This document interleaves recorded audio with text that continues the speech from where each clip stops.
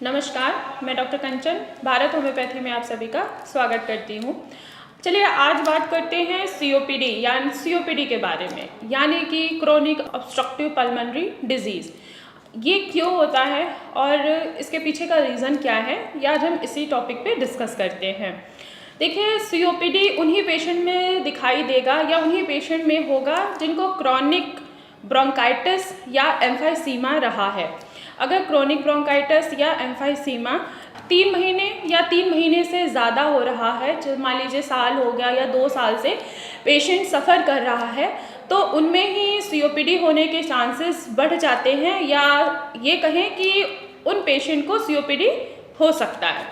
तो अब अभी जैसे मैंने अभी बात किया कि क्रोनिक ब्रोंकाइटिस, तो आप सोच रहे होंगे कि आखिर क्रोनिक ब्रोंकाइटिस क्या है।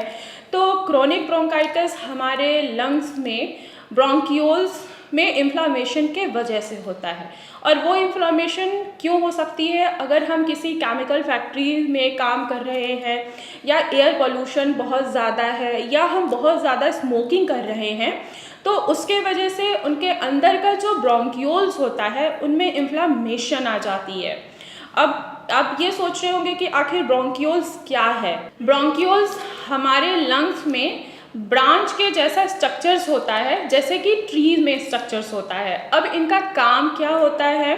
इनका काम छोटे छोटे जो अल्वोलाइज होते हैं उनको ऑक्सीजन सप्लाई करना और कार्बन डाइऑक्साइड को निकालना, ये इनका काम होता है। अगर किसी भी रीज़न के वजह से अगर आप बहुत ज़्यादा स्मोकिंग कर रहे हैं, तो जाहिर सी बात है कि ऑक्सीजन जो होगा, जितनी भी हमारे बॉडी को और जितना भी हमारे लंग्स को ज़रूरत है, वो प्रॉपर तरीके से नहीं मिल पाएगा। क्योंकि आप सभी को पता है कि स्मोकिंग करना कितना ज़्यादा हार्मफुल होता है हमारे लंग्स के लिए। क्योंकि स्मोकिंग में, जैसे कि सिगरेट, उसमें टबैको, इतने इतना ज़्यादा केमिकल्स होता है कि वो केमिकल्स हमारे अल्वोलाइज और ब्रोंक्यूल्स के ऊपर डिपॉजिट हो जाता है, जिसके वजह से प्रॉपर ऑक्सीजन जो है वो ब्लड में प्रॉपर तरीके से मिक्स नहीं हो पाता है, और हमारे लंग्स में प्रॉपर तरीके से हम ऑक्सीजन को इनहेल नहीं कर पाते हैं जितना ऑक्सीजन हमें चाहिए। अगर हम हेल्दी हैं तो हमें ऑक्सीजन की उतनी मात्रा नहीं चाहिए जितना अगर किसी पेशेंट को ब्रोंकाइटिस है या एम्फाइसीमा है। तो ये रही बात कि आखिर अगर किसी को क्रोनिक वो स्मोकिंग कर रहा है बहुत लंबे समय से, तो उसको क्रोनिक ब्रोंकाइटिस ही कहा जाता है। क्योंकि उनमें इतना ज़्यादा इन्फ्लामेशन हो जाता है, इतनी ज़्यादा उनमें म्यूकस बनना प्रोड्यूस हो जाता है कि उनको सांस लेने की तकलीफ़ बढ़ जाती है, फिर खांसी आता है, और किसी किसी को बलगम भी आता है और किसी किसी को बलगम नहीं भी आता है। तो अब बात करते हैं एम्फाइसीमा के बारे में। आखिर एम्फाइसीमा क्या है?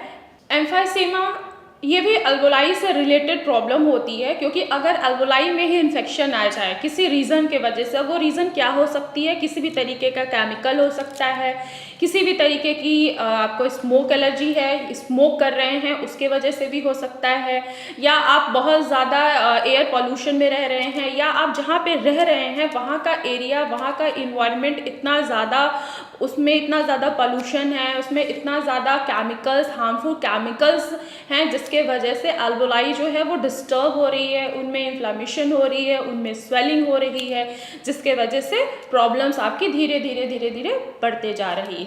और फिर ऑक्सीजन का सैचुरेशन जो है वो धीरे धीरे आपका कम होता जा रहा है। जितनी अमाउंट में हमें ऑक्सीजन चाहिए हमारे ब्लड के लिए, उतनी अमाउंट में हमें ऑक्सीजन नहीं मिल पा रहा है, जिसके वजह से एम्फाइसीमा होने के चांसेस बढ़ जाते हैं। और अगर उन्हीं पेशेंट में ज़्यादा दिखाई देता है जिनको स्मोकिंग और केमिकल फैक्ट्रीज़ में काम कर रहे हैं।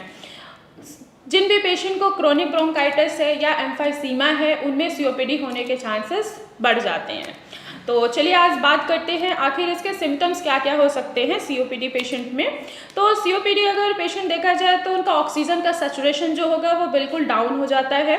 खांसी इतनी ज़्यादा आती है, और खांसी जो आएगी वो कभी थोड़ा सा बलगम भी आ सकता है, पर खांसी उनकी हमेशा ड्राई खांसी रहती है। खांसते खांसते कभी कभी उनमें से म्यूकस का प्रोडक्शन हो जाता है। जब भी वो चलेंगे उनको सांस लेने में तकलीफ बढ़ेगी, छाती में कंजेशन फील होगा, नाक में कंजेशन फील होगा, रनिंग नोज भी हो सकता है। ये वेरी करता है पेशेंट टू पेशेंट में कि किसकी कंडीशन कितनी ज़्यादा ख़राब है, किसकी कंडीशन अभी स्टार्टिंग ही स्टेज है, तो ये वेरिएट करते हैं, सिम्टम्स भी वेरिएट करते हैं।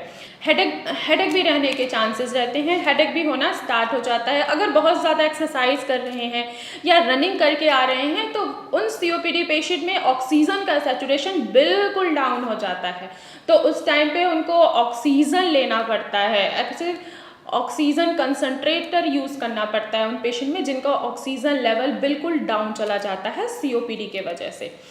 तो अब इसकी बात करते हैं कि आखिर हम इसकी ट्रीटमेंट कैसे कर सकते हैं या इसका बचाव क्या है।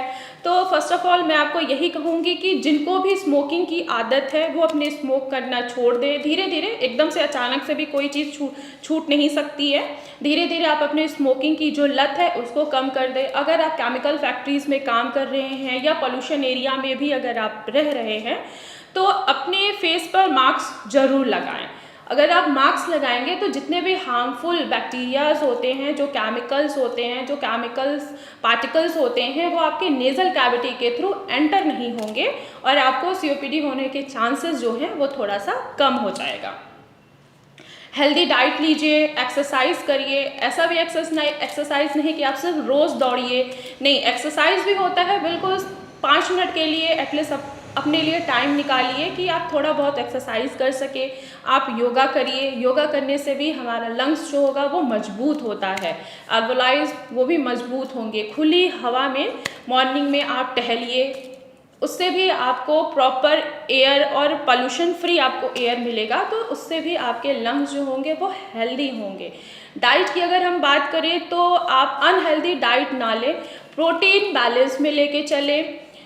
दूध, दही, ये सारी चीज़ों को अवॉइड कर दें जिन भी पेशेंट को COPD या क्रोनिक ब्रोंकाइटिस या एम्फाइसीमा है। तो आज की वीडियो में बस इतना ही। नेक्स्ट वीडियो में मैं आपको फिर मिलूंगी। कोई भी पेशेंट अगर COPD, क्रोनिक ब्रोंकाइटिस या एम्फाइसीमा से सफ़र कर रहा है तो उसका भारत होम्योपैथी में स्वागत है। भारत होम्योपैथी में मेडिकल टीम है डॉक्टर्स की। आप डायरेक्ट ऑनलाइन अपनी मेडिसिन उनसे कंसल्ट करके डायरेक्ट मेडिसिन आप अपने घर तक मंगवा सकते हैं। अगर किसी भी पेशेंट को लगता है कि वो डायरेक्ट मुझसे मिलना चाहते हैं तो वो अपनी अपॉइंटमेंट फिक्स कराकर OPD में मुझसे मिल भी सकते हैं। तब तक के लिए धन्यवाद।